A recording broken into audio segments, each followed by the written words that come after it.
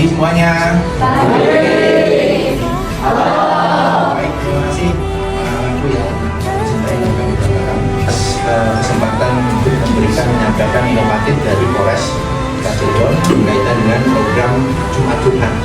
Anak-anakku sekalian, bahwa Polres Cirebon melaksanakan kegiatan Jumat Jumat ini setiap seminggu sekali. Maksudnya apa? Memberikan himbauan Kamtibmas kepada masyarakat supaya terhindar daripada hal-hal yang berpotensi menjurus pada perilaku-perilaku yang berhadapan dengan jangan sampai berangkat ke luar negeri jadi potensi punya nilai yang negatif. Generasi KKS